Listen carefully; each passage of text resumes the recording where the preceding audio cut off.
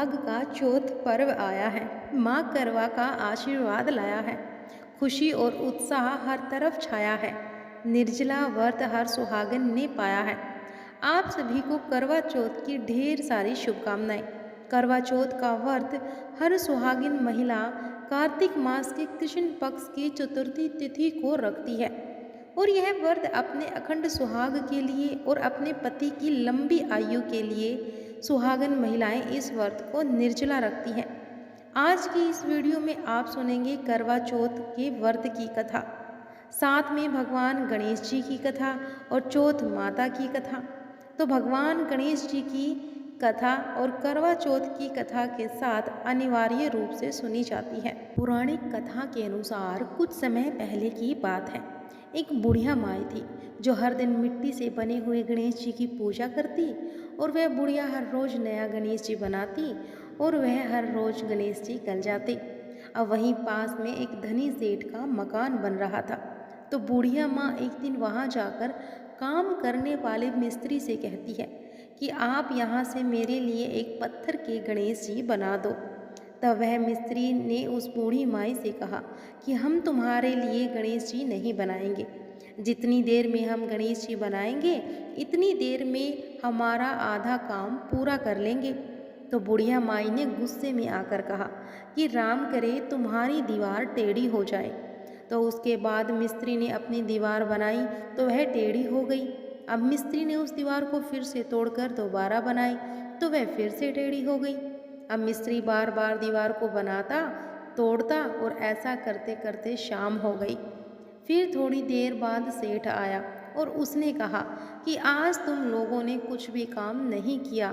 तो फिर वह लोग सेठ से कहने लगे कि एक बुढ़िया माई आई थी, उसने हमसे कहा कि हमारे लिए एक पत्थर के गणेश जी बना दो। तो हमने मना कर दिया। तब उसने कहा कि तुम्हारी दीवार टेढ़ी हो जाएगी। तब से दीवार टेढ़ी ही बन रही है और हम बनाते हैं फिर उसे तोड़ देते हैं। तो सेठ ने उनकी सारी बातें सुनी और मिस्त्री को बोला, अभी के अभी जाओ और बुढ़िया माई को लेकर आओ। तब मिस्त्री बुढ़िया को लेकर आया और सेठ ने बुढ़िया माई से कहा कि हम तुम्हारे लिए सोने का गणेश जी बनाकर देंगे, तुम हमारी दीवार सीधी करवा दो। अब सेठ ने बुढ़िया को सोने से बने हुए गणेश जी की मूर्ति दी और उसके बाद सेठ की दीवार सीधी हो गई। हे गणेश जी महाराज, जैसे आपने सेठ की दीवार को सीधी की है वैसे ही सबकी करना और सबकी रक्षा करना। तो बोलिए गणेश जी महाराज की जय हो। तो अब आप सुनिए करवा माता की कथा। देवी करवा अपने पति के साथ तुंगभद्रा नदी के पास रहती थी। एक दिन करवा के पति नदी में स्नान करने गए तो एक मगरमच्छ ने उनका पैर पकड़ लिया और नदी में खींचने लगा। अब मृत्यु करीब देखकर करवा के पति करवा को पुकारने लगे। करवा दौड़कर नदी के पास पहुंची और पति के मृत्यु के मुंह में ले जाते मगरमच्छ को देखा तो करवा ने तुरंत एक कच्चा धागा लेकर मगरमच्छ को एक पेड़ से बांध दिया। एक पतिव्रता नारी थी, इसी कारण मगरमच्छ कच्चे धागे में ऐसे बंधा कि टस से मस नहीं हो पा रहा था। अब करवा के पति और मगरमच्छ दोनों के प्राण संकट में फंसे थे। अब करवा ने यमराज को पुकारा और अपने पति को जीवन दान देने और मगरमच्छ को मृत्यु दंड देने के लिए कहा। तो यमराज ने कहा कि ऐसा नहीं हो सकता क्योंकि अभी मगरमच्छ की आयु शेष है और तुम्हारे पति की आयु पूरी हो चुकी है। अब क्रोधित होकर करवा ने यमराज से कहा कि अगर आपने ऐसा नहीं किया तो मैं आपको श्राप दे दूंगी। अब सती के शाप से भयभीत होकर यमराज ने तुरंत मगरमच्छ को यमलोक भेज दिया और करवा के पति को जीवन दान दे दिया। इसीलिए करवा चौथ के व्रत में सुहागिन स्त्रियां करवा माता से प्रार्थना करती हैं कि हे करवा माता, जैसे आपने अपने पति को मृत्यु के मुंह से वापस निकाल लिया वैसे ही मेरे सुहाग की भी रक्षा करना। तो प्रेम से बोलिए करवा माता की जय हो। अब आप सुनिए करवा माता की दूसरी कथा। बहुत समय पहले की बात है। एक साहूकार के 7 बेटे और उनकी एक बहन करवा थी और सभी सातों भाई अपनी बहन से बहुत प्रेम करते थे। यहाँ तक कि वे पहले उसे खाना खिलाते और बाद में स्वयं खाते थे। हम एक बार उनकी बहन ससुराल से मायके आई हुई थी और शाम को भाई जब अपना व्यवसाय बंद कर घर आए तो देखा कि उनकी बहन बहुत व्याकुल थी और सभी भाई खाना खाने बैठे और अपनी बहन से भी खाने का आग्रह करने लगे। लेकिन बहन ने बताया कि उसका आज करवा चौथ का निर्जला व्रत है और वह खाना सिर्फ चंद्रमा को देखकर उसे अर्घ देकर ही खा सकती है, क्योंकि चंद्रमा अभी तक नहीं निकला है, इसीलिए वह भूख से व्याकुल हो उठी है। अब सबसे छोटे भाई को अपनी बहन की हालत देखी नहीं जाती है और वह दूर पीपल के पेड़ पर एक दीपक जलाकर छलनी की ओट में रख देता है और दूर से देखने पर वह ऐसा प्रतीत होता है जैसे चतुर्थी का चांद उदित हो रहा हो।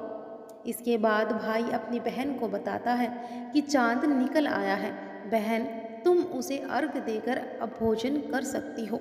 अब बहन खुशी के मारे सीढ़ियों पर चढ़कर चांद को देखती है और उसे अर्घ देकर खाना खाने बैठ जाती है और वह पहला टुकड़ा मुंह में डालती है तो उसे छींक आ जाती है और दूसरा टुकड़ा डालती है तो उसमें बाल निकल आता है और जैसे ही वह तीसरा टुकड़ा मुंह में डालने की कोशिश करती है तो उसके पति की मृत्यु का समाचार उसे मिलता है और वह बौखला जाती है।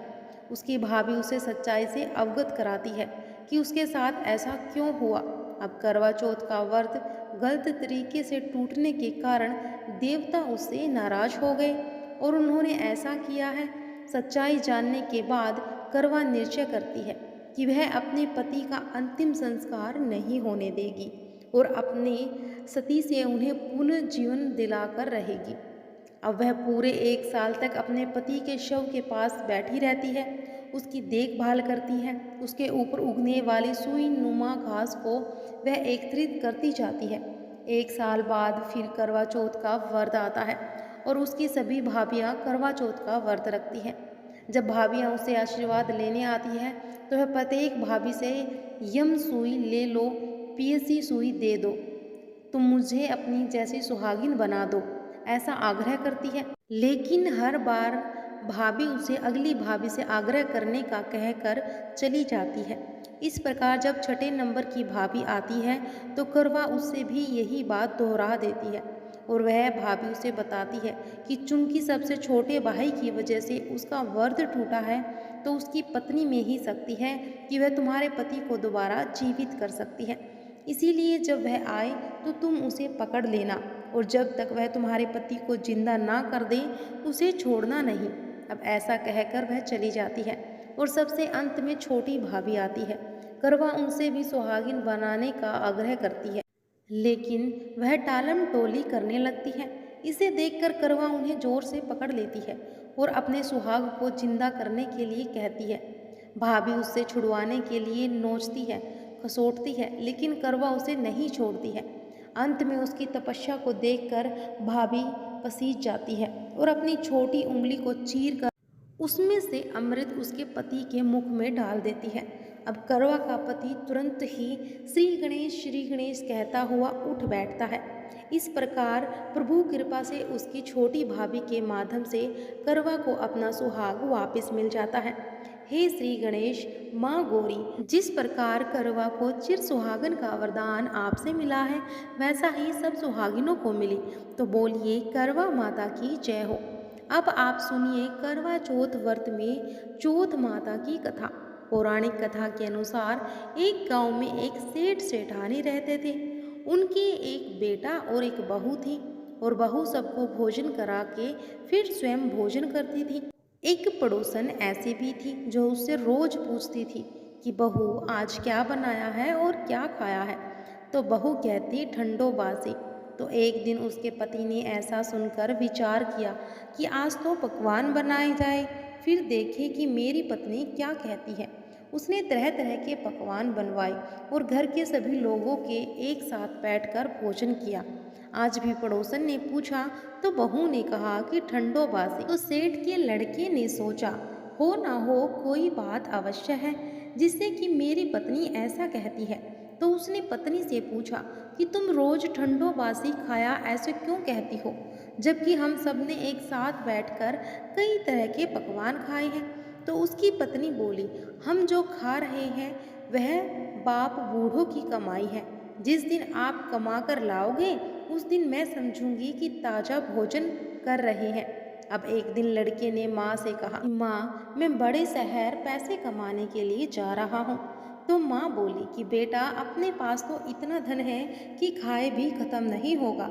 अब माँ के मना करने पर भी बेटे ने स्वयं कमाने का दृढ़ निश्चय कर लिया और जाते समय पत्नी से कहा, मैं जब तक कमाकर बहुत सारा धन लेकर ना आऊं तुम चूल्हे की आग मत बुझने देना। एक दिन चूल्हे की आग बुझ गई तो वह मन ही मन घबराने लगी, कहीं मेरे पति पर कोई संकट तो नहीं आन पड़ा है। अब जल्दी से पड़ोस में से आग लाकर चूल्हे में आग रख दूं। अब ऐसा विचार करके पत्नी पड़ोस में गई और वह पड़ोसन चौथ माता का व्रत और पूजन कर रही थी।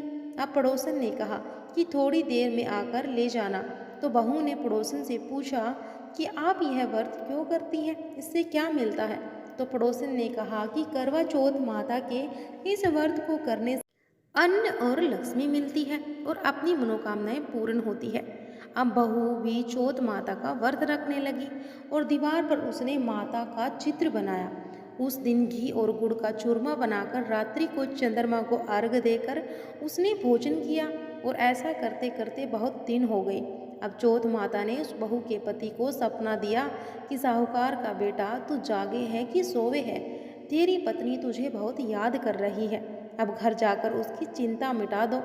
तू दुकान खोलकर कुंकू केसर का पगलिया बनाकर बैठ जाना। आज तेरा हिसाब किताब चुकता हो जाएगा। अब तो चौथ माता ने जैसा कहा था वैसा ही हुआ। उसने घर जाने की तैयारी की और गाड़ी भर के धन दौलत लेकर चल दिया।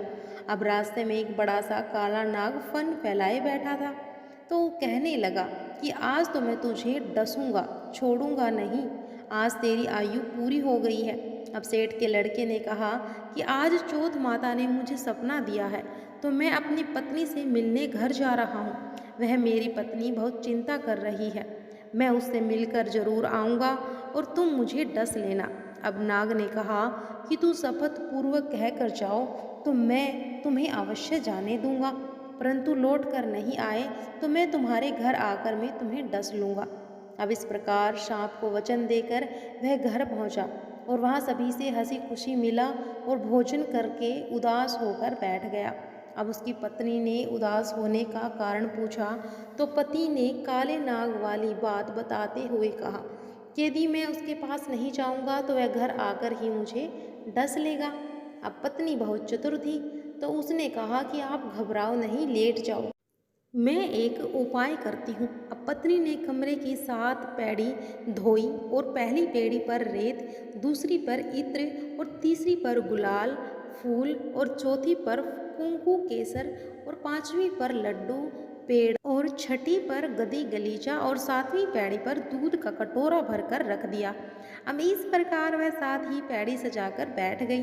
अब आधी रात होते ही नाग आकर पीढ़ियाँ चढ़ने लगा तो पहली पैड़ी पर रेत में लौट गया और कहने लगा कि सेठ की बहू ने आराम तो बहुत दिला दिया पर वचनों से ही बंधा आया हूँ तो डस कर अवश्य ही जाऊंगा। और इस प्रकार वह 7 सीढ़ियों पर नाग देवता आराम करते हुए कहते हुए जाते हैं कि डसूंगा जरूर, और कमरे में जाने ही वाला था कि चौथ माता ने विचार किया किसे नहीं बचाया तो संसार में व्रत पूजन धर्म कर्म को कौन मानेगा।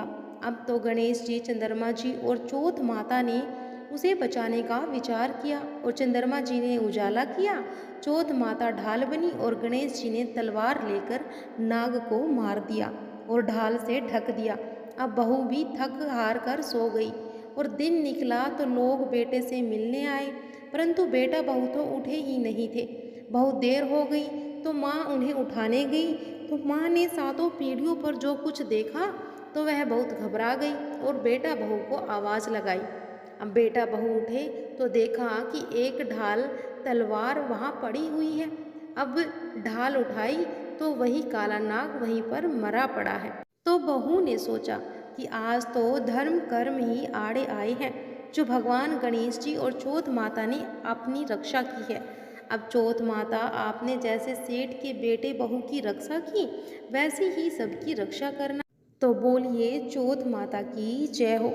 आप सभी का करवा चौथ का व्रत सफल हो और माता रानी की कृपा आप सभी पर सदा बनी रहे।